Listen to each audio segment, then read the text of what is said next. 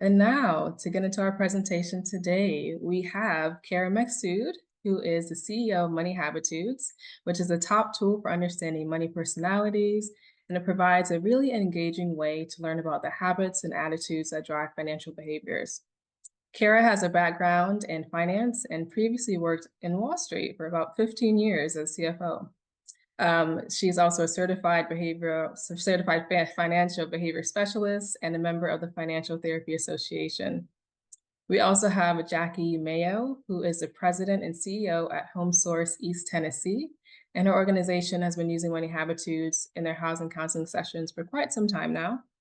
Jackie is also a Money Habitudes certified facilitator, so it's going to be really great to hear more about her experience and using these services with the housing counseling services and with her clients, and to see how it can help your agency as well. So with that said, I am passing it on to you, Kara. Thank you so much, Miss Ivy. Welcome, everybody. Jackie and I are so excited to be here when you guys asked us to come back to present again after having worked with Jackie as we trained in our Money Habitude sessions. I thought this will be great because we can bring product knowledge and information to you all, but she's actually boots on the ground using this product with her clients in her housing center. So I'm really, really excited, to be here with you all today. So before we get started, we'll move to our next slide. And I'd love everybody to just take a second. I apologize. Ebony, I don't know why where did our slide go? Well, before we get started, I will put it in here. So I would love everybody to take a second, and if you have a notepad next to you or a little posted card, just take your pen and draw a picture of a house. So take a second and just draw that picture. And if you can in the chat, maybe just put in what it looked like. I know it's hard because we're on a webinar, what to see, and I'll show you my paper because I think you can all see me. And maybe more so people can see my little house. How many people in our session today, a stone house in Tuscany? I love that, Diane. How many people in the webinar today drew a house that looks similar to the one that's on my post-it note? Thumbs up or yes, just to see, yeah. So I'm getting a lot of. We got a bunch of people raising their hands and putting stuff in the chat. So there you go. Yep. And so we got a lot of yeses. Okay, so here's my next question. We've got a lot of people that drew similar pictures to the one I've got. And how many of us actually live in houses that look like this? So give me a thumbs down if your house doesn't look like the one you just drew. Yeah. So, right, we haven't even gotten into thoughts, beliefs, behaviors, but we can already see that somehow in society, we've been taught to draw a home, or we think about a home like this. Yet the ones that we live in, we've got Evelyn, she's saying she lives in a house that looks the way we drew it. We've got Emily who says she has 2 more windows on the front, and she's given us a little smile. But when we think about the disconnect there, as we talk to the people that come into our housing centers about kind of this idea, and what we call it with the work that I do is this community money messaging or family system money messaging, which is what we've heard, or the nonverbal messaging around what we believe versus what can our dollars actually afford, or what can our dollars actually buy, or what opportunities do we have to get into certain homes or certain housing types. And so I only do this exercise to make you all aware of kind of what's happening to your client when they have maybe an idea or a belief of what they think, and I'm going to put this in air quotes, what right should look like. Okay, we all drew a home, but what your actual life might look like in real life. And so I hope that that just resonates with you as we go through this upcoming session, as you think about, people's thoughts, beliefs, and financial behaviors and how it all comes together. So, Ebony, I'm going to be a bit of a pain in the butt. We're going to go back to the agenda, and then we'll skip over this slide when we go forward. So here's our agenda, before we get through the whole thing. And Jackie, I'll take us on from here. No two of our clients look the same. So who is it that we're serving? Let's think about that. What is Money Habitudes and why is it used as a tool? How our attitudes and behaviors impact our finances and homeownership. And then we're going to look at integrating Money Habitudes into your process of homeowning with your clients. So we can move forward to the next slide. And I'm going to let Jackie take it from here. Thank you, Kara. Hello, everybody. Just want to say I am one of you. I started out as a housing counselor. I got my HUD certification. I went through the whole testing, so I know what it's like and have served many of folk. So as Kara said, we do have different families. And when I got in the business many years ago, I've been around the sun on many times. We did the prescriptive stuff. We had to help people get into home ownership. And what does that take? And so we would tell them what to do. But we've learned over the years that family dynamics are different. There's different scenarios. First-time home buyers have evolved and changed, especially in this market. We all know how challenging it is to become a homeowner. The housing burden challenges that people are facing, the rental, not only for being a homeowner, but it's for rental. So some of you were doing rental counseling.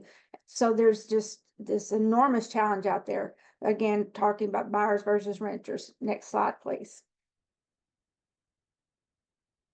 So things to consider when you look at your clients is what type they are and what is the goal? What do they expect? I think a lot of times we all started out, or I did anyways, like home ownership, but that isn't always necessarily the goal now. So we need to meet the client where they are at.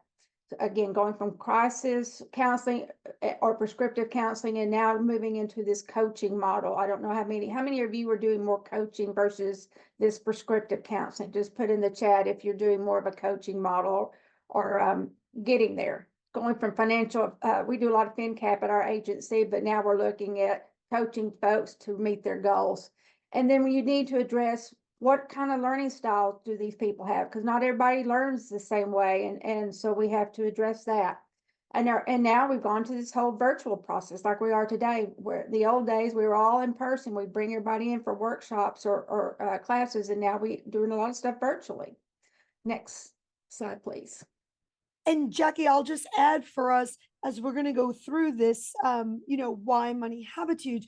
Just realize that last bullet with virtual and in person, that's the beauty of our tool, is you will be able to choose which tool is best for your audience. And Jackie's going to go further in a little while around, different demographics, different, learning styles. And with all of those, we'll break this out a little further.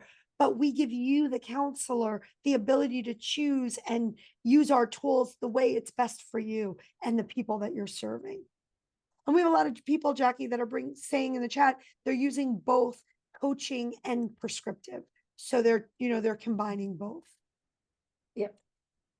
So as we look at why Money Habitudes, right? A tool like Money Habitudes really helps a client create some self-awareness about their own behaviors. So oftentimes, money messaging and money beliefs stay in a fight and flight kind of mode, right? We often hear there's just more month than there is money. And so people just automatically are, kind of set up to give up before they really look at it and say, hey, how can I make better decisions? Or am I doing things that I'm subconsciously doing with my money, or the way I believe or think about money that's sabotaging me from getting to a goal? Now, I'm assuming, based on how many counselors we have in this session today, we're working with a variety of people. I would, if you want to throw in the chat kind of who you're working with, but I'm assuming we've got everybody from, maybe homelessness or first time, getting stable housing, maybe even moving into controlled rent, Section 8, all the way up to first time home buyers and, people that are a little bit more established, and everybody in between. So remember, those, as we said in the first slide, these are not going to be all the same clients, right? And if someone is able to follow, the directives, obviously they may be able to move from one area to the next. If they're really, having some trouble even making the small maybe tasks you're giving them at the meeting, and they're showing up again, maybe they just need some self-awareness around who they are, or why their beliefs are hindering them or sabotaging them from getting there. So I see we've got some first-time home buyers, but they serve a wide spectrum. We've got foreclosure, and we've got some loss mitigation. Um, I like Erica. She should come hang out with us. She says it's over the years, it's been about money habitudes, first time home buyers, renters. So, right, somebody that's in foreclosure, right? And so let's just stop for a second and put ourselves in that person's shoes, right? They've probably gotten notices. Maybe there's been a sticker on the front of the house, right? There's been multiple, maybe phone calls. That can feel extremely, extremely stressful. And so if that person, is reacting a certain way, they may, do the ostrich where they bury themselves in the sand, or they may do the turtle where they just close everything inside and they don't want to come out of their shell, where dealing with it or figuring out what are my options, right? What can I do to salvage my situation? And if they can listen, be calm enough, right? That can be what's most difficult. And so something like Money Habitudes gives the counselor the ability, and what you're looking at on our screen right here is a Money Habitude online assessment. For those of you who have done the online assessment, you may have seen this with the report, but this is just a snapshot of who the client is in front of you. We'll wait to the end and I'll reshare the link for those of you who have not done the assessment. We'll share a link so you can go and do one. But in this situation, right, we've got somebody who is, based on the statements they've selected, dominant in planning. And we'll go through in a minute actually how the assessment works and what it really is. But this person is not acting on spontaneous at all. And so being aware of that gives you, the counselor, some ability maybe to talk to them a little bit differently or make some recommendations that may resonate better with them. It also gives that client that self-awareness to be like, oh, this is why I do what I do, or this is why I believe what I believe. Understanding their motivations can be super helpful, right? Is it the fear of, we know people that stay in jobs even though they may be, they have more ability maybe to go out and find something else, or they're qualified, but that security habitude catches them in a situation that they're so fearful of leaving what they know to take risks to try something new doesn't feel right.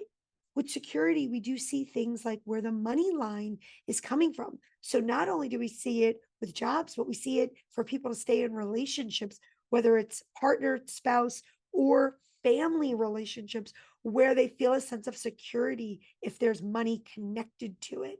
So again, just understanding their motivation, what keeps them up at night, could be helpful in understanding how they're going to look at this whole process. they're also able to apply their personal situation to the financial education being offered by the counselor. So again, somebody who's coming from homelessness, we're going to start with very different financial education versus someone who, maybe a renter has gotten their credit up and now they're looking to buy their first home, right? Basically, what we call digestible financial education, we've got to parse it out. And I love to use the most simplistic analogies to get people to visualize what's happening. Just like we give babies, um, liquid food when they start to eat, they don't have teeth yet, they can't chew, right? They don't know how to swallow yet. We edge them onto that kind of stuff. The same idea comes with financial education. Less is more when we give people financial education. So I get all of you are out there doing this work, and you might have someone in your office and you're jam-packed and you don't know how many, education sessions you're going to be able to get to them. But sometimes being able to identify who they are and where their starting point is, you give them the least amount of information, because if they can digest that, it builds confidence. It gives them the ability to say, yes, I understand that. So when they come back the second time, they're ready to digest now maybe a bigger piece of the pie, just like a child, right? Whereas if we give them a whole lot, oh, I feel overwhelmed. Oh my gosh, I'm choking. And now I've got nothing. So really, this kind of a tool just allows us to know who we're sitting in front of, and then the information that you have, where's their starting point? Combine those two together. The increased interest in that personalized starting point is really going to give them that feeling of, oh, I've been identified. This is about me. And look, we don't have time for me to go down the whole barrel, but I'm constantly out there stamping my feet that personal finance is anything but personal, right? It is so far from being personal. It's canned, it's out of a curriculum, and they give it out like it's one size fits all. Yet our family system, the community we live in, our hopes and dreams and fears all come into play. So we really need that client, if we want them to have piqued interest, hear what we say, and it to resonate with them, we've got to get that personalized starting point for them to be able to say, oh, this is about me. Next slide, please. So what is Money Habitudes? Money Habitudes is a 54 statement. It's meant to be quick. And what we're measuring is over 6 habitudes. We just had brand new research come out yesterday in the Journal of Financial Planning. I will share that with you all. So we are an evidence-based tool. We've been validated. And the idea is that the statements are not at all about money. We'll get to look at some of them later in the session, but they're not all about money. What we're asking is, do you do this? Do you do that? And it's measured over what we say, 3 piles or 3, actions. That's me, that's not me, and that's sometimes me. And we'll look at why that's important in a second. But what we're really looking is way to understand your money decisions and your money behaviors in like a non-threatening, just what are you doing in your everyday life? And how does that fit to your, bigger financial goals, or how is that supporting your financial health? Next slide. So as I use this word habitudes, people usually say, what is, this is a cheeky word you made up. It's actually not a word we made up. Habitude is a dictionary term. It's a combination of habit, your automatic reaction, and attitude, your automatic thought or feeling. So when we look at our money habitudes, we have our automatic reactions and thoughts and feelings around money. Next slide. So here's where I'll just quickly, and because this is not a full money habitudes training, which we do offer, but this is just quickly to get you all wrapped your head around kind of what money habitudes is measuring when you do the assessment. Security, money helps you feel safe and secure. Remember, as I just mentioned, security isn't just the money in your hand. It's what we would consider your money line. Again, relationship, might be a job. It might be, again, a family member, someone you find your security in because you know that's where the money's coming from. And so you often may stay in situations for that sense of security. Planning, money's there to help you achieve your goal. I always love this one because as financial, people, we love the word planning. We think that means you're getting everything right. Yet some of the best laid plans can be for the most ridiculous things, or the plan, as we're going to see in our case study later, sometimes our plan can be for things that don't make a lot of financial sense in the big picture, but it's our plan. And that's where we see endowment bias. Spontaneous money helps you enjoy the moment. You're looking to enjoy those things. Status, money helps you create a positive image. Giving, that's our only outward facing habitude. Money helps you feel good by giving and doing for others. Remember, with something like giving, you're going to not only see that it's with money, people give their time, they give their energy. So they're usually at the high levels of giving, depleted at a lot of levels. And then it's carefree. That's our only habitude we've been able to see that's not inherently one we're born with.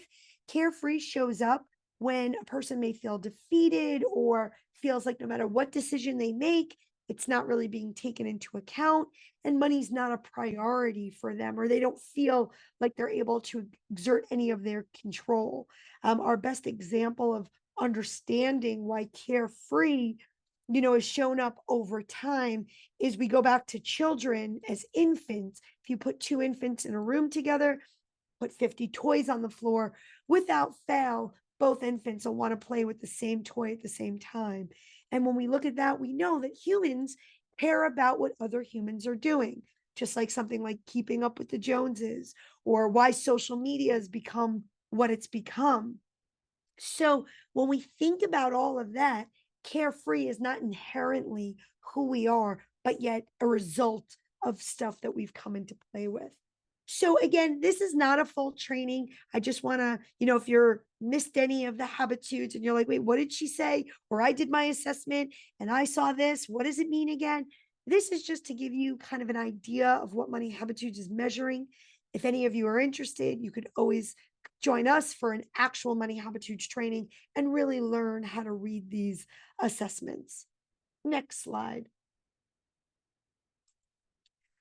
So as I mentioned, when you look at an assessment, and I'm showing you the card deck version, we have a card deck version and we have a online version. They're both measuring the same thing. They're both 54 statements, but I like the cards for visualization. This is how the assessment works. You get these statements, you read through them. You've got these three piles. That's me, sometimes me, not me. That's me is someone saying, I actively do this. So in this statement, it says, I often wonder where my money goes. It seems to just disappear. So if somebody puts that card in the that's me pile, they're saying, I do that. I resonate with that. When somebody puts a card in the sometimes pile, they're saying, I sometimes do this, right? And so sometimes can be the number of times they do it, or it could be something they've done in their life that has sat with them that they're still putting it in the sometimes pile, even though they may not be doing it anymore. And again, we train counselors how to ask better questions so we can figure out, is the client carrying some guilt or some thought or belief or something that's happened to them, some association, relativity, family, friend. And then the that's not me pile is measuring the statements that they're putting there that they're saying, I don't do this. This is not me. Now, once you go through all 54 statements, we flip the cards and we put them in piles. Usually we start with the that's me pile. That's what you were looking at in the other slide when you do the online version. So we're looking at the that's me pile and we look for any place where there's 4 or more cards. Anything 4 or more in one of those piles or one of the habitudes, we see where we start to have what we call a dominance, which means we're leading with that habitude when we make financial decisions. So if we're dominant in spontaneity, that enjoyment is going to pop up first. Whereas if we're leading with planning, our goal in mind is going to pop up first. Now, if it's a goal, again, it doesn't have to mean it's a good goal, but it's their goal. And we'd want to understand from the client why it is that they, are so locked onto this goal. I'm going to stop here for 1 minute just to offer any questions. I see there's some comments. And if Jackie would like to add anything into everything, we've talked about in the assessment before we go through who, what, where, implementing it, and all of that. I'll just remind folks, there's no right or wrong. I don't think, Carrie, you said that. There's no right or wrong, because it's just what it is. And it's a tool, like you've been saying all along, and it's a great tool to use. Yep. Absolutely. And thank you for that, Jackie. She's absolutely right. There's no right or wrong.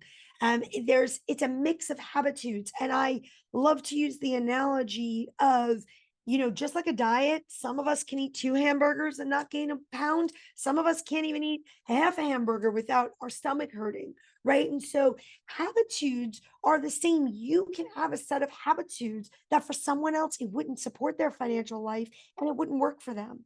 But for you, they work out great. And so it's really about, and I think Jinmin had said here, a person's sense of agency is important. If one feels a lack of agency, there may be little incentive to try to change.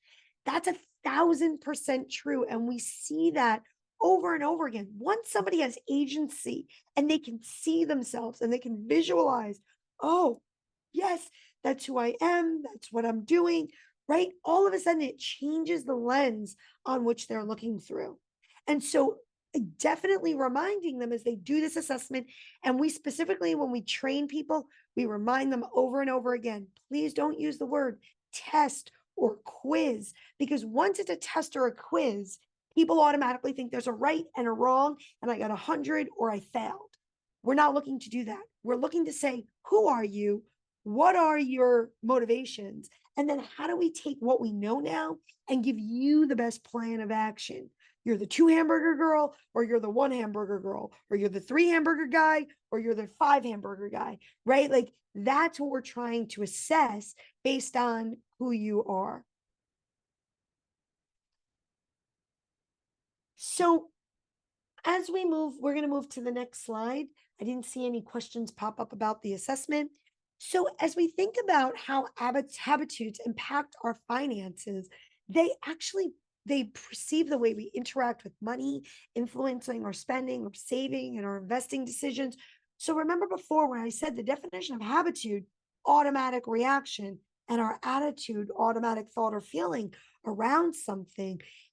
Again, depending on where our habitudes really are, right, that's going to drive how we make a decision. So somebody who's dominant in status, who might really be worried about what others may think about them, wants to make this great impression, they may use their money to actually, communicate that to people in their community. Whereas somebody who's really driven by planning might come off as frugal and cheap, even though the thing that they're planning for might be ridiculous to us all, but that's their plan. And so just, remembering that, and it's their perception. It's not our perception, it's their perception. And I'm going to bring this up again, but it's their perception, but there's rules, guidelines, terms, and conditions we know that we have to follow when we're trying to go for home ownership, when we want to, go for a loan, or we want to get that rented apartment. We need to fall into these lanes, but we've got this person that perceives things the way they perceive it. So, again, now we're playing with these two things that almost create some tension. Next slide, please. So before I hand this back over to Jackie, we're going to work on a little bit of a case study now that I explained money habitudes, just so you all can get in the mode of seeing what it would look like. So just take a second. I'll read it out loud, but we have Jessica, and this was actually a real client in a HUD office some time ago. She was being brought in because she was having a bunch of late payments, and her housing was being threatened, between her and the landlord. I didn't work with the client directly. One of our practitioners did, so I don't have the whole kit and caboodle. But here's what I do have that we written down about her. She had worked as a school office staff. She lives in an apartment, and I believe it was controlled rent. But she was consistently late on some of the payments.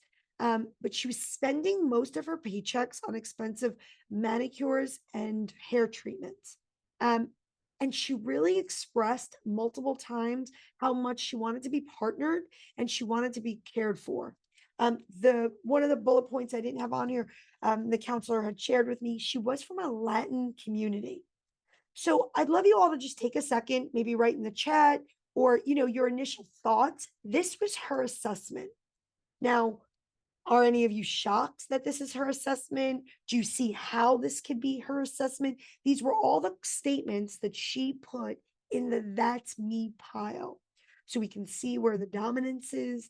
Any thoughts or "I can't believe this" or "I can't, how could this be hers?"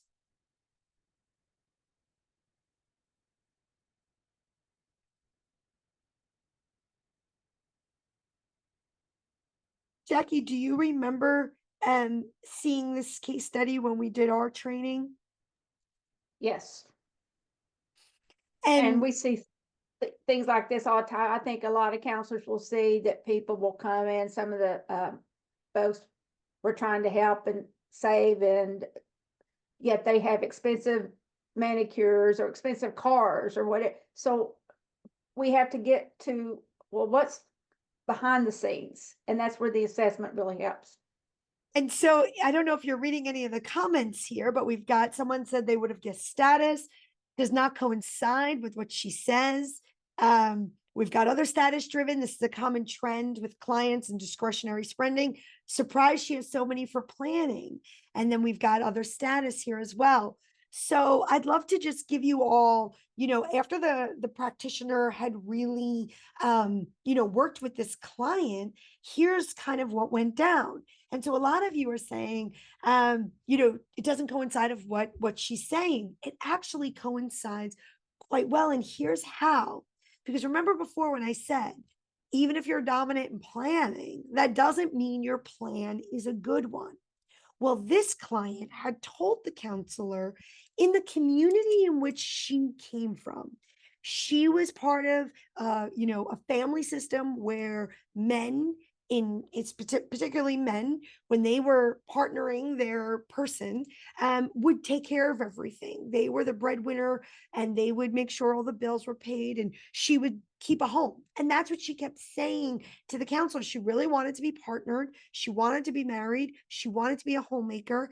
And she wasn't so worried about these late payments because as soon as she found this partner, the belief was that these expenses were going to go away because this partner was going to come. Now, I think most of us in the room can understand that we don't know who the partner is, even if the partner shows up.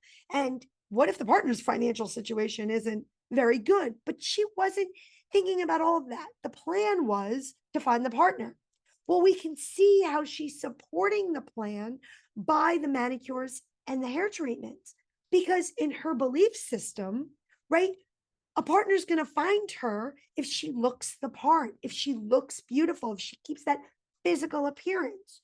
So even though there is status here and we can see the three statements, planning was actually her dominant. She was planning for her spends. She was planning for this partner that was coming.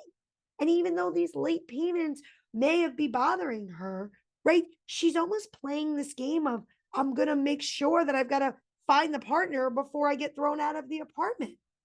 And I'm sure for those of us who are in the room who can kind of grasp, we're not emotional around this. This is not our personal situation. So we can step back for a second and say, oh gosh, is this going to work? Right? Like, how many more months do we have until we get thrown out? And are you even close to finding a partner? Like, there's just so many questions here. But for this person, in what's important to them, in what culturally means something to them, this is going to be something that is going to be hard.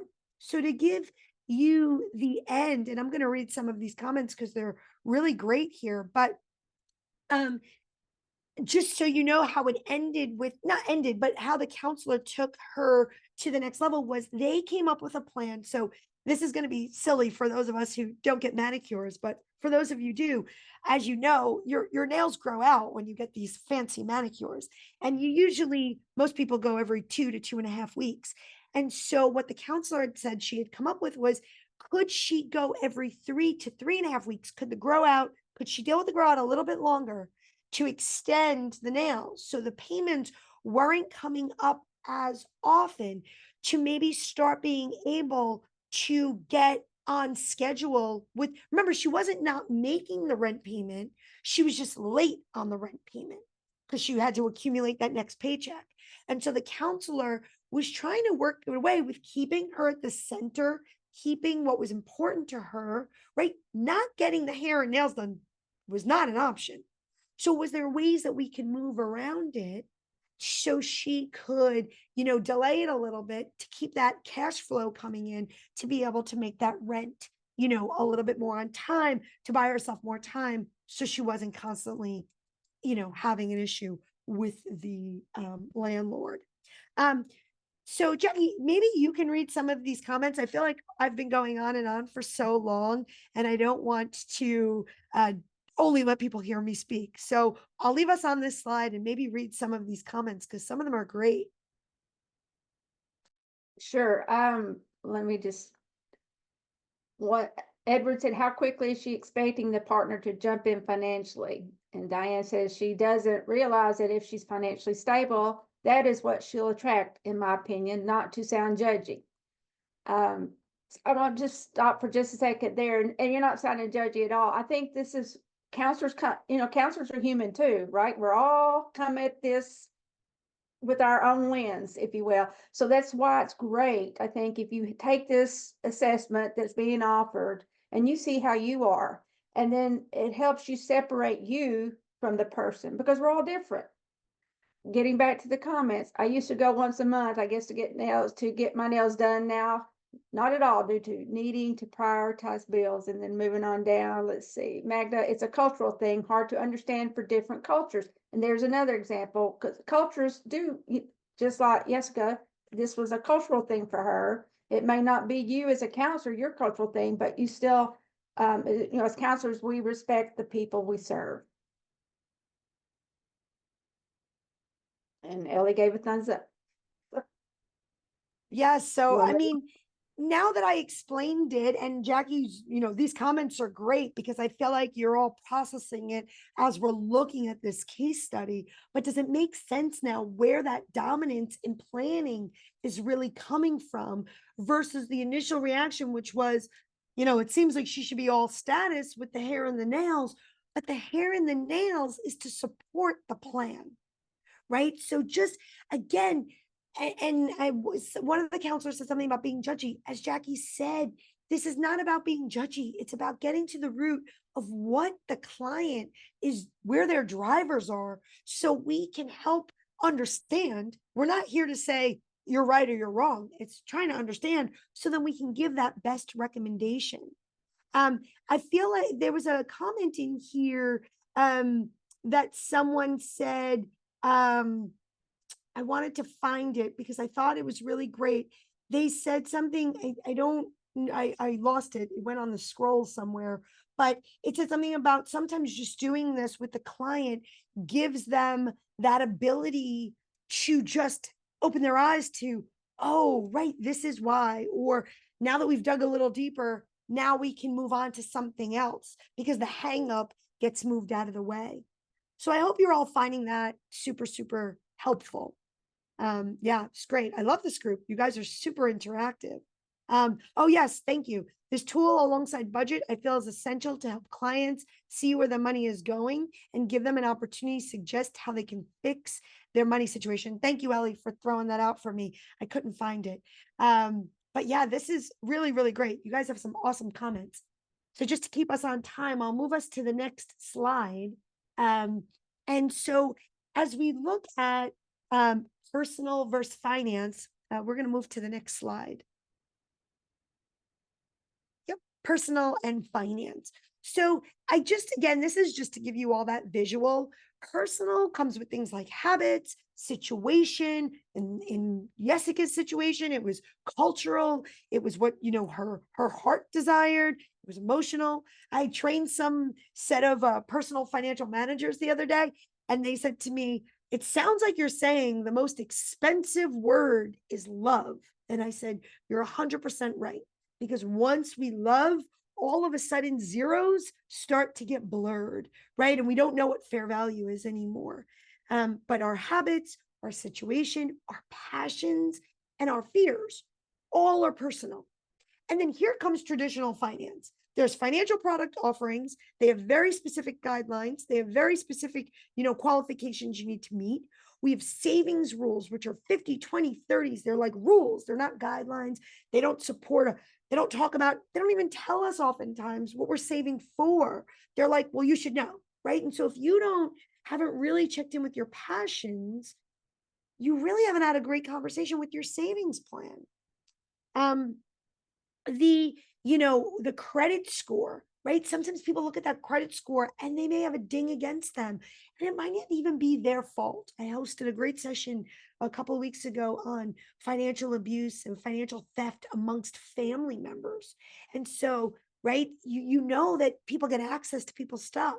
And so you could feel so disappointed by this credit score, which judges you on this number. And you're like, but I'm a good person. I've done the right thing.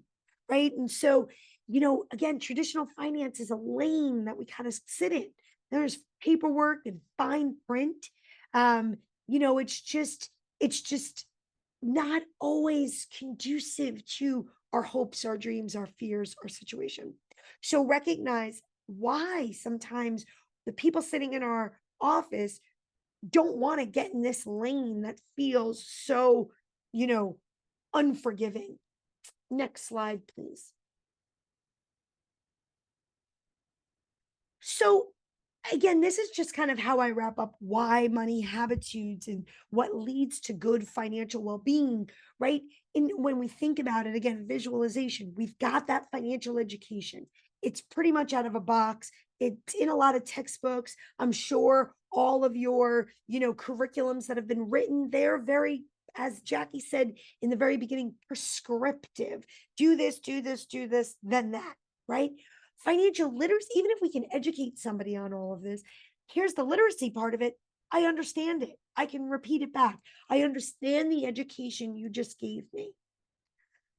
But now we move to capability. And financial capability means I can apply it. And when I make a financial decision, I do what's best for me and for my situation. I'm financially capable. What doesn't get shown in this chart, which we know happens in everyday life, is what happens between education and literacy and capability. There's the person in the middle, the person who has a family, the person who has a job, the person who just fought with their spouse, the person whose child just came home and said, Mommy, every kid at school has Nikes and I don't have them.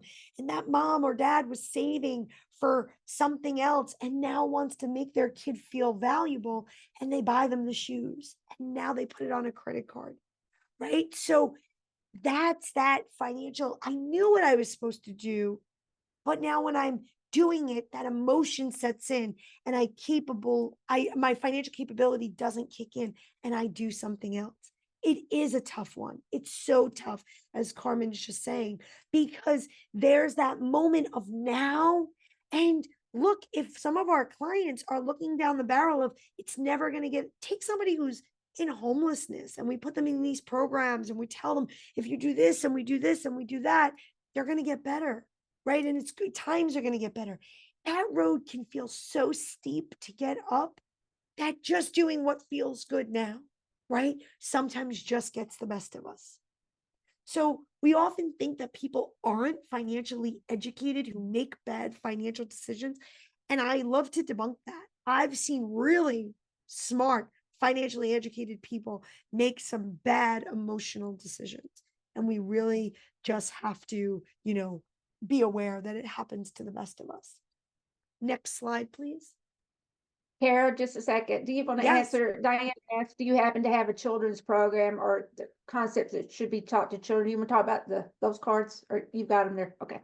So yeah, and I'll bring, thanks Jackie for that, because I missed it was scrolling down on me.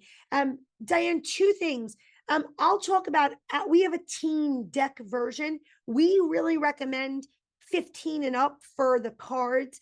But I do have a great children's program, and I will look it up at the end. It's offered by this, if you're talking about young children, so I'm talking about like K-5. There's a program at CFPB called the Money Monsters. And I'll get you the link at the end. They used to offer a lot of free resources, like they would mail you workbooks and stuff. K-5, that is the program that I highly, highly, highly recommend. And it's great. So we'll get you the link in there. But for teens, so we really see in the education system that sophomores and up use our tool for the teen version. And so that's the card deck versions. And our online version is the adult in Spanish and English only. But the card decks do come in teen and young adult. Thank you very much, Marcy, for dropping that in there. I very much appreciate it. So when you think about, and as Jackie and I started off in the beginning, when you're thinking about virtual programs, in-person programs, individual programs versus online, group workshops versus in-person big group workshops, you really have to decide which program and which tool of ours is best for you to use with your client. So it could be the cards. Everybody loves that tactile, but the online version comes with the big report. If you're working virtually, and I've seen people try to use the cards and push them through the Zoom screen, it's terrible. So we always recommend the online version. So we have the 4 card decks, as I mentioned: adult, Spanish, adult, young adult, only English, teen deck, only English.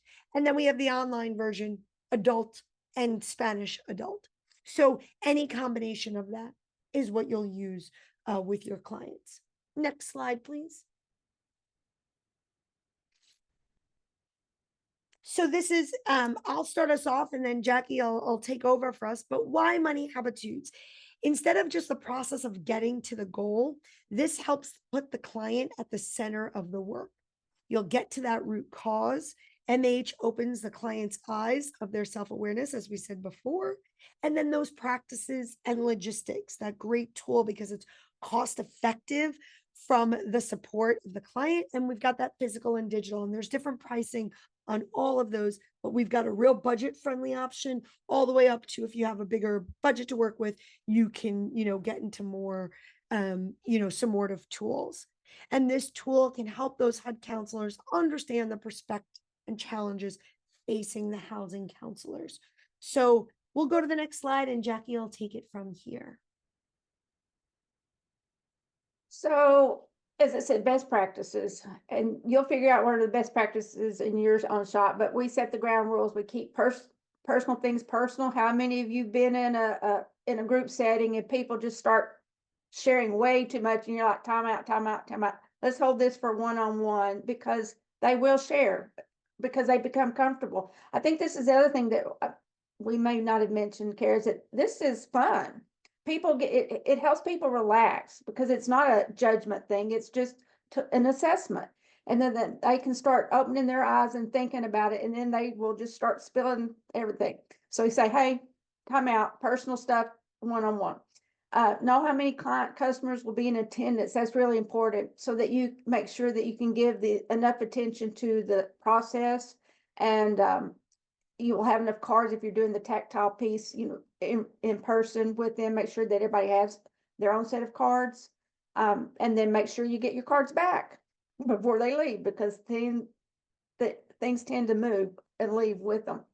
Make sure your room size and you've got the room configured appropriately. Leave enough space between people if you can, just so that people can spread out and do their cards. If you're using the digital version, make sure your overhead projector is available and how you're going to use it with the computer, and that people can see the actual wall as you display stuff on there.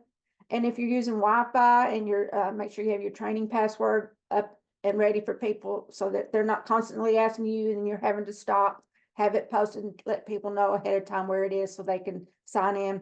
And just make sure you have whiteboard and the flip chart so that you can write, because people like to see, as visual learners, people like to see. Next slide, please.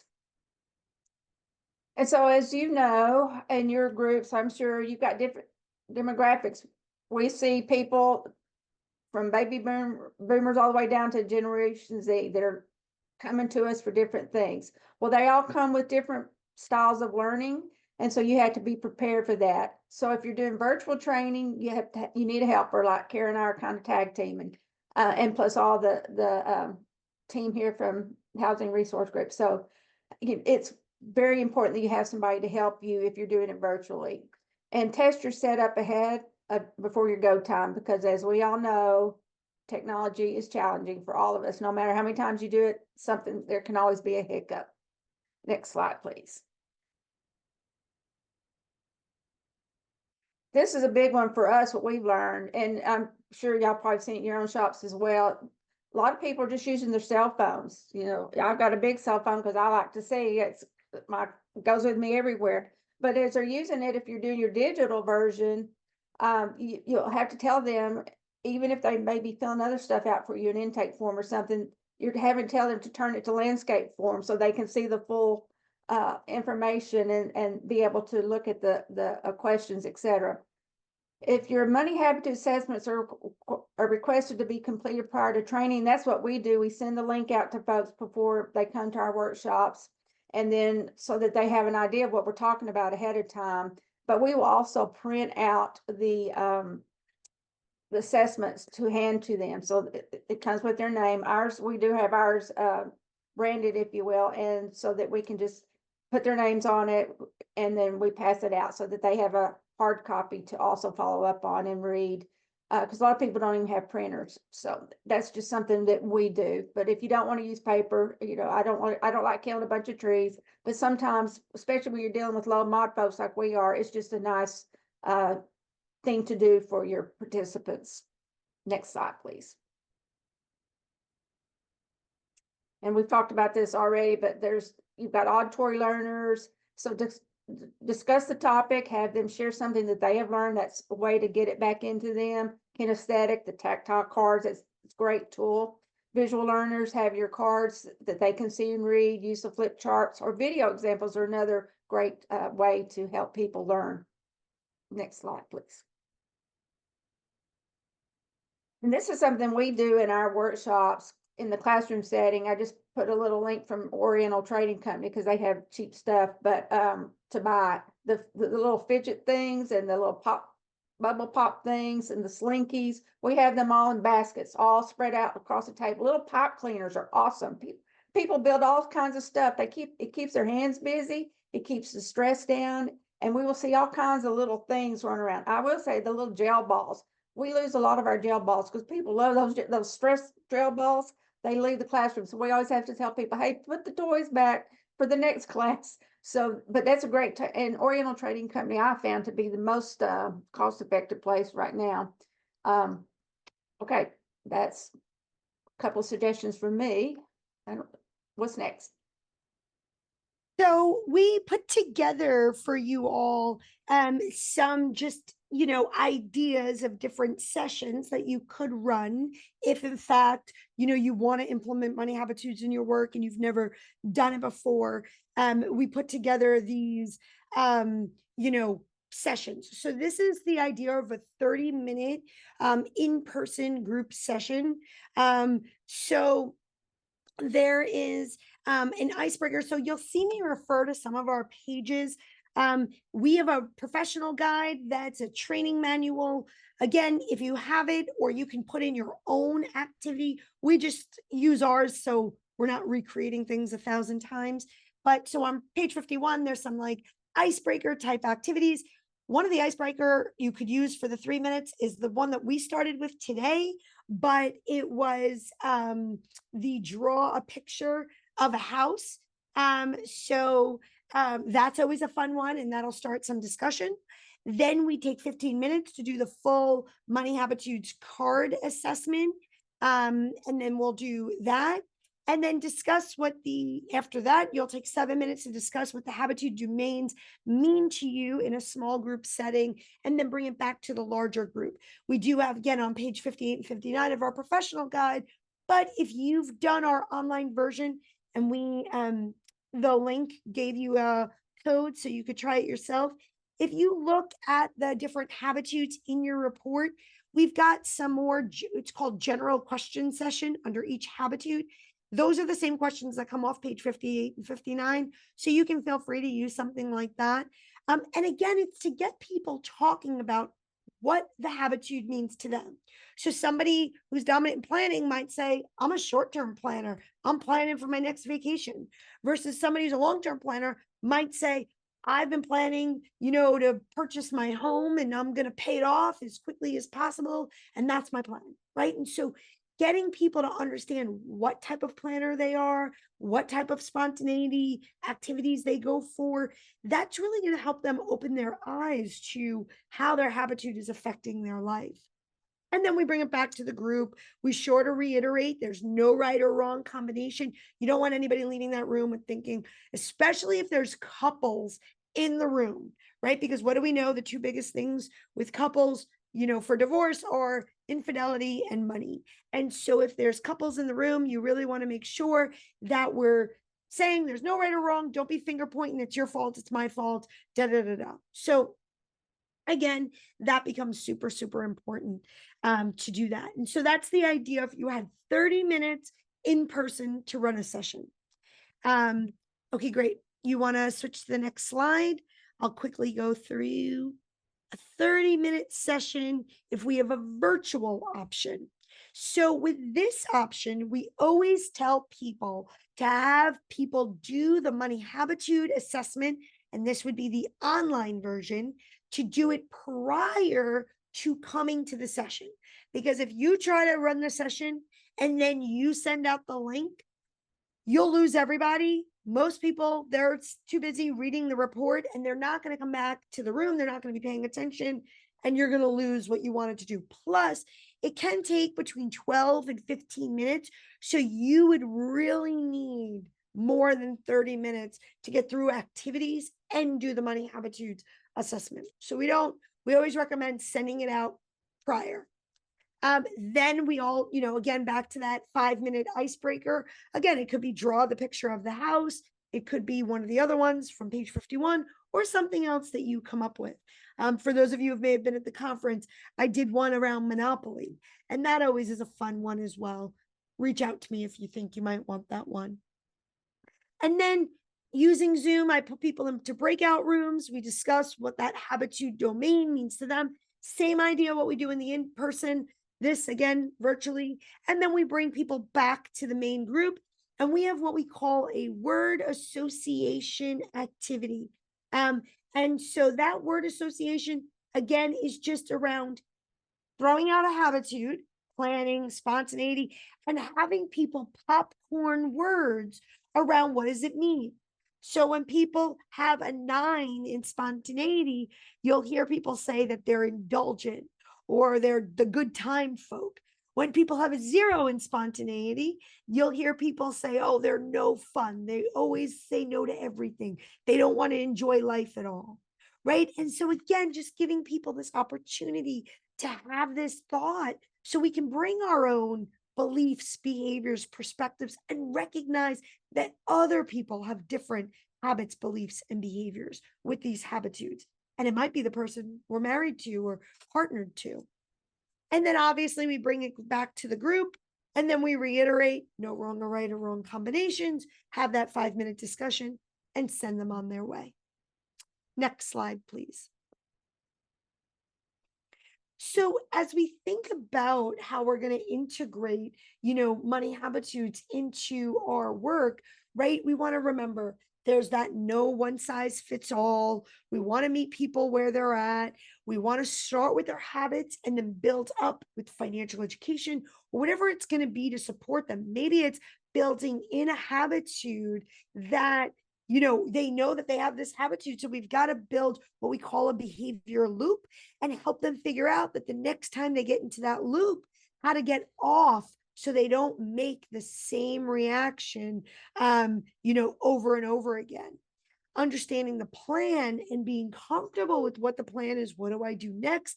What do I do if this thing happens? What do I do if that thing happens? Is so much more important than the dollars. There's a lot of different ways to find dollars, whether it's with service programs, whether it's second job hustle, there's many, many ways to create dollars. There's not always many ways to resonate a plan with someone. When it's our plan, it's endowment bias. It's ours. It means so much more than anybody else's plan because it's our plan. And so being aware of, someone really getting comfortable with knowing what that plan is and then seeing how they fit into that can be the most important thing for them. I want to say two things before I move to the next slide. I didn't give an opportunity to ask any questions about those 30-minute sessions. And I'd love to just open that up if anybody had a question around, hey, how would I run that? Or I'd love to implement this. Can you go back over that? So I want to just give a second here if there was any questions on that.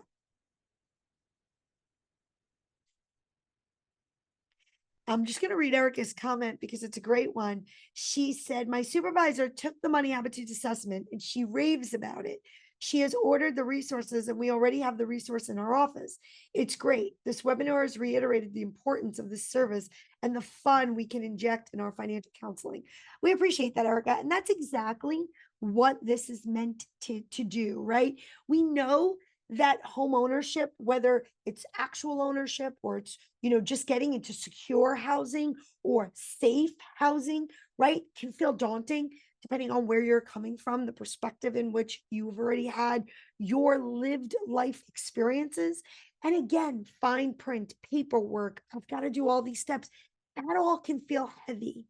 And so the lightheartedness of the cards and this gamified version is meant specifically so we can actually be doing some deep-rooted work, but in this fun, engaging, kind of activity that doesn't feel so fine print, heavy, daunting. I'm going to get it wrong. And so that's exactly, I'm glad your center is enjoying it. Erica, when you said yes, please go over. Is there a particular one, the in-person one or the virtual session that you'd like me to go over? The 30-minute session, in person or virtual? How do you work with your clients most? Virtually, great. Ebony, so we've got both. We've got in person and virtually. Can we flip back to flip back 2 slides? I'll go over the in-person one first, and then I'll go over the virtual one, just stay in order. So the in-person one, as Jackie mentioned before, you've set up your room, right? You're expecting, let's say, 20 people to come. If you've bought 20 decks of cards, so everybody's going to have their own deck, make sure they have about 24 inches of space in front of them. If you're have a PowerPoint behind you, have that icebreaker on the big screen on the PowerPoint. It could be draw the home. If it is, make sure they have a sheet of paper in front of them and a pen. Most people don't show up with their stuff. If you're using, we do have a Money Habitudes workbook. If you're using the workbook, we give you an empty page on the back where you can do some activities. And if you are unsure of what an icebreaker could be, and you have our professional guide, page 51 will have some thoughts. There's questions like, what is your first memory of money? What was the first age you remember, thinking about money? What was the first thing you ever bought when you've gotten your own money? Again, there's just different icebreakers. You want to do that. You give it about 3-4 minutes or so. Then you're going to have everybody open the decks of cards.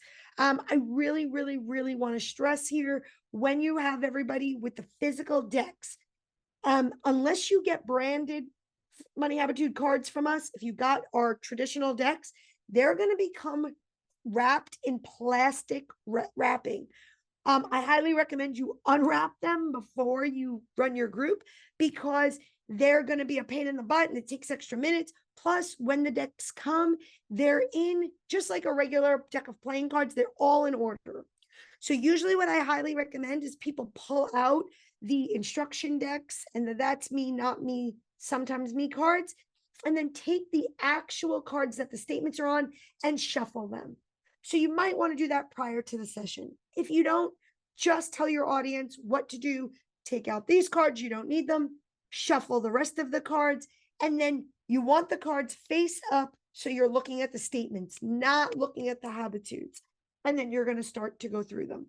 You want to give them about 15 minutes to go through the statements so they can look at them and put them in each of the piles. That's me, not me, sometimes me. After they do the assessment and they've got it, again, I would recommend a sheet of paper. We have a free worksheet we offer that goes through writing down your habitudes. But you want to discuss because you're not going to have time to do the deep dive of self-awareness. So use it more as an opportunity to discuss, hey, what was your dominant habitude?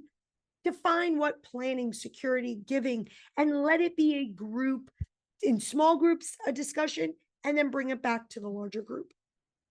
And then in the group, you as the facilitator, remind everybody there's no right or wrong combination. You're reminding everybody that if this is a deeper dive, maybe look back over the cards, think about situations in which you do certain things. And that's how it breaks out. 3 minutes, 15, 7, 5. And we good on the in-person one? Awesome. So now we're going to move to the next slide. I'll quickly go through the virtual one and the differences here. So as I mentioned before, the virtual one, the biggest thing that's the difference is you're going to give out the link like we're going to give out with the group to do your online version. You want to give this out to your group prior to meeting them online. You do not want to do this during your session. Maybe if you have a longer online session, you might feel comfortable doing it that way. But if you only have 30 minutes, the way to do it is to give out that link prior. Plus, you as the facilitator will have all the results in your account when you give that assessment out. And the beauty of that is you can take a quick peek and see who's showing up in the room with you. So if you see a lot of dominances and spontaneous or carefree or giving or status or planning, you can have a better idea of who's going to be there so you can tailor your session. I do see a lot of our financial educators or HUD counselors who are working with groups who use our online version. They do it that way. So again, you're going to start off with that icebreaker, just like we did with the in-person session. After we do the icebreaker, we're going to break out because everybody's got their habitude assessment already done. So you're going to tell them to open up their assessment, look at maybe where they put the most cards or whatever prompt you want to give them. And we're going to discuss the habitude domains in those small groups. Again, define it. What does planning mean to you? What does spontaneous mean to you? Let everybody have that discussion. And then you're going to bring them back into the larger group and have the discussion. And then you're going to have them do that word association. And that word association is around one word that they would attribute to somebody being either super dominant in a habitude, having a lot of it, which remember, that's what you all did before when we did the case study on Jessica, and you saw the hair and the nails, you thought there should be more status and not more planning, right? And so just thinking about different associations we make with things. And then we're going to bring it back to the group. Again, reiterate, no rights or wrongs, do more of a group discussion, and then send everybody on their way. Any other questions here before we move on? I'm getting some thumbs up. Great. I like that. There's nothing in the Q&A box. Oh, wonderful. Great. Yep. So we're going to send the assessment. I'm going to have Ellie or Ebony, can you send out the assessment link? I know that we've got a bunch of different people on this, so I don't know if you want it sent out in the chat or you want to send it out the other way. Yeah, we can send it in the chat. I don't know if we have it specifically. Oh, okay. The Do you mind? Can I send it in the chat? Yeah, put it right in the chat. Go ahead. Okay, great. I know we have it, but not at hand. Okay, perfect. I will send it in the chat. Give me one moment. So yeah, so this link that I am sharing right now is for all of you to be able to do your own money habitudes assessment. The beauty of it is you'll get your own results and then you'll have your own report. And if you do wind up using this with clients, this will become a great resource for you, not only to be aware of your own financial biases, but also as you think about how other clients look. When we work with people, we should really be aware of the other habitudes because our clients don't always show up the way we show up. And so we really want to be able to see, how other people are showing up. So next slide, please.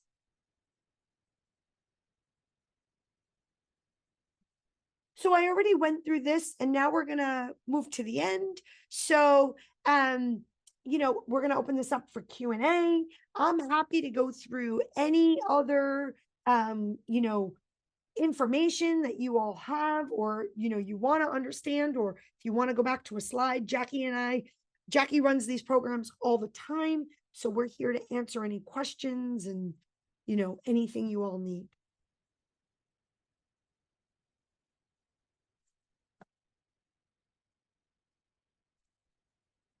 Kara, I'll I've got just it. add while people are thinking about it is that one reason we decided to go to Money Habitudes is we kept seeing people doing the same thing over and over and over. People kept coming back for more counseling.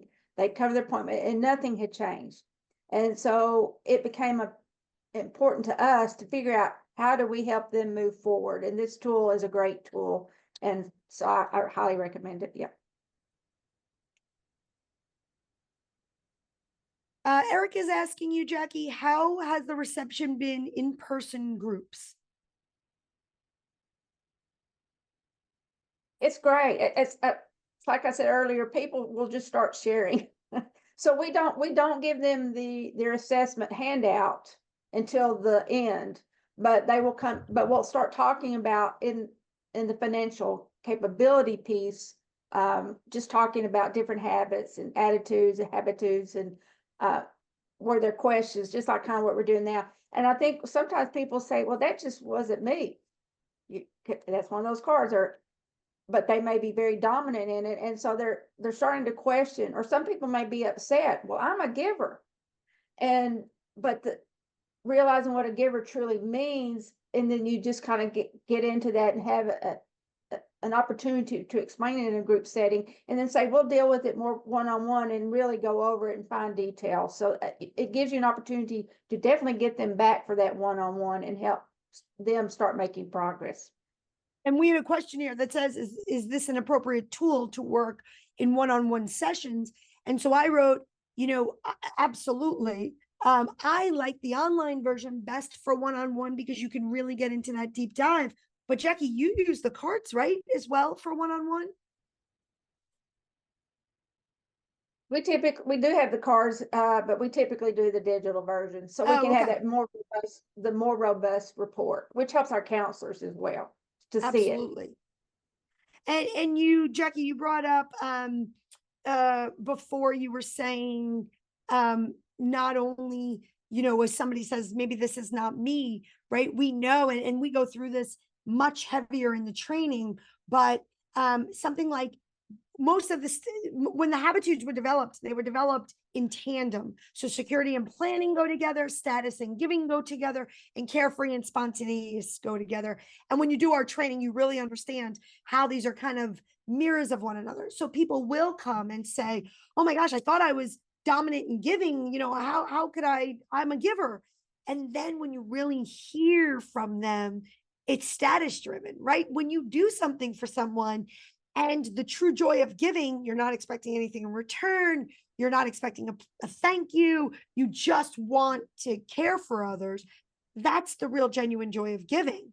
But if you're annoyed when somebody doesn't say thank you, or they don't reciprocate, or right, that's more of a status habitude. And so most people, haven't really ever been in a place where they can really figure out which one is the motivator. And the cards really allow us, or the statements really allow us to pinpoint which one is driving you. Somebody asked if we can go over the icebreaker with the drawing of a house. So Paula asked. So Paula, in the very beginning, we just put up a slide that says, draw a picture of a house. And most people, I don't know where my little drawing went, in most rooms that I've ever been in, a very large percentage, I've never counted, but usually almost everybody in the room draws up something that looks similar to that. And then the next thing we usually ask people is, based on where they currently live, how many people live in a place that looks like this? And oftentimes it's negligible, the number of people that actually live in a house that looks like this. For instance, I always draw a house that looks like this, and I know this icebreaker, and I spent 90% of my life living in Manhattan in an apartment. Nothing ever looked like this. There's no triangle roofs in Manhattan. So, you know, what the point of it is to show that based on culture and based on education and based on our systems that are, you know, our world is set up, we have a automatic belief or be thought around what something should look like. But the reality of the life that we're living often doesn't look like that. And so there's usually a disconnect for someone to feel maybe that they're like achieved something or feel like I've gotten it right. Because if they're really, you know, literal and they're looking for that to look like a house and they keep living in an apartment, for my dad, for instance, when I raised my kids in an apartment, it was really like he really was concerned. He thought that was not the right thing to do. We grew up in a traditional home with a backyard and a driveway, and he thought without the backyard and the driveway, you were doing kids a disservice. And so, you know, like it wasn't that I couldn't afford a house. In our situation, I just liked living in an apartment. It was less to clean. It was less to, right? And so people have these ideas of why they do certain things, but then society will tell them this is what it should look like. And then it doesn't look like that. And they may feel like a failure, or they may feel like I'm not doing it right. And so that's really what we're trying to draw out of people, Paula. We're not trying to get to a right or wrong. We're just trying to start conversation. I hope that helped. And if it doesn't, just throw it in the chat and I'll answer more questions. Carmen's Kara, saying they'd like to use it one-on-one. Yep, Jackie. I was just going to mention too, because again, I'm putting my counselor's hat on for just a moment or two. So some people may say, this feels like financial therapy, but it's not. Do you want to separate that out a little bit? So do you want to share? Yes. And I'm just giggling because Ellie wrote, even the emojis for the house look like what the drawing is, right? And so, you know, again, I'm trying not to be super cheeky, but you know, you really just want to be aware that there are all these cues out there in the world of what we're telling people looks right or is right, or everything looks like this. And they're confused about other ways to get something done. And that's really what the point of this is. So this, I mean, I am part of so if you've seen me before on financial therapy stuff, I am part of the Financial Therapy Association, but I am not a financial therapist. And this is not meant to be financial therapy, although as Jackie did mention, there are some people that will start oversharing, and it's your job as the practitioner to kind of have some bumpers ready and be able to say, hey, we can talk one-on-one or after class or whatnot. But this is really just meant to be the surface level of like, let's get some more self-awareness around who we are and what motivates us. Financial therapy in its true level is really to go through maybe deep-rooted thoughts, beliefs, and traumas around maybe why you have hindrances around money and whatnot. And I'm not saying Money Habitudes can't lead into that. But again, you as the practitioner can dial up or back how far, you know, you want to go in with someone.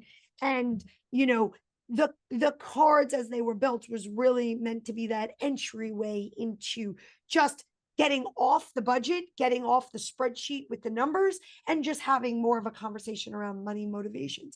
And again, that's why there's 30-minute sessions on this, so then you move into something else versus going into the deep therapeutic component of it. So I'm just saying, don't be afraid to use it, because it is fun and it does open the doors for conversation. Exactly. Elise asked, was the Monopoly reference for an icebreaker also? Yes. So the Monopoly reference was, and I did that one at the conference. And what I do is I show a big Monopoly board on the screen. And I ask the audience if anybody's ever played Monopoly. And I don't know anybody who's not played Monopoly or not heard of Monopoly. And so everybody always says yes. And then the next question we ask is, has anybody seen anybody hide money underneath the board? And most people then, usually it's about 3/4 of the room, raise their hand. And then we ask everybody to say, have they ever read in the rule book anywhere where it says hide money underneath the board? And everybody then sits there puzzled. And the idea is really around this logical versus psychological. So logical is what the directions say. Just like a financial product, it tells us terms, conditions, how to apply for the loan, how to, what a closing cost is. You know what I mean? Like that is very logical. It's written out. Psychological is what we do outside of the paperwork that makes sense to us, but isn't anywhere on the paperwork. And that's that hiding money underneath the board.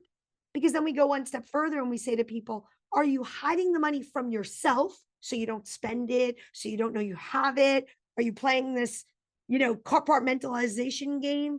Or are you hiding the money from your opponents so they don't know what you're capable of, so you can buy more properties and whatnot?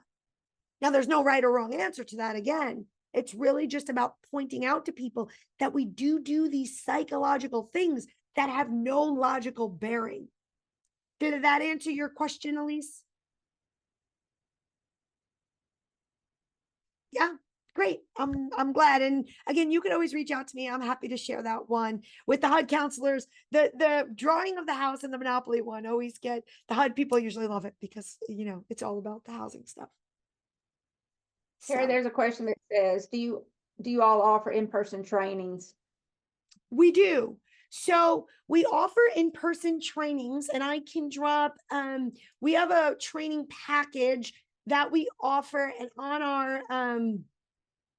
our website, the way it's quoted is it's quoted as a virtual one. If you would like it as an in-person one, you just reach out to us. Myself, Jackie, we have about 6 other certified facilitators.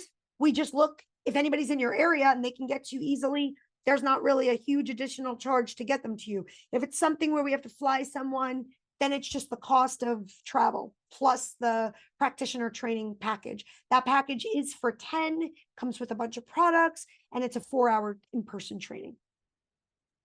And would the 20% discount for members apply to that training as well? It would, yes. So it will. And just so you also know, we do offer this same training as group. So if you don't have a group of 10 and you want to be able to do this training, and obviously wouldn't be in person, it would be virtual. We offer it as part of our membership package. So you can buy a membership, and we offer them about every 4 to 6 weeks. They're over 2 days. They're Zoom gets tiring. So we offer it as 2-hour sessions over like it's usually a Tuesday and a Thursday every couple of weeks. Somebody would like you to go back to the contact slide. Oh, okay. Ebony, I think, has control of the slides.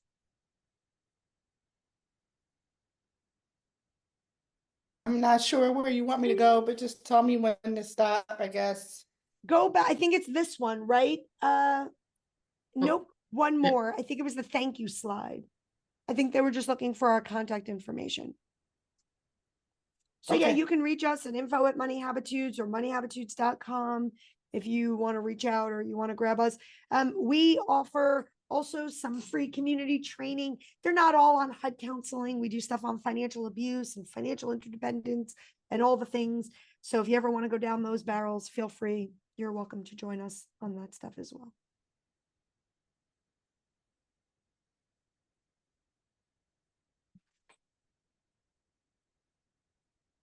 Well, it looks like that's all the questions. Great. This was a great crowd, super interactive, super fun. I hope everybody will do their online assessment and get to learn something about themselves as well. We thank you for having us. This was amazing. Yeah, thank you both so much, Kara and Jackie. And yeah, we always have a very interactive group in our webinars. So we just want to say thanks to everybody for joining us. I want to let you know that Bruce is at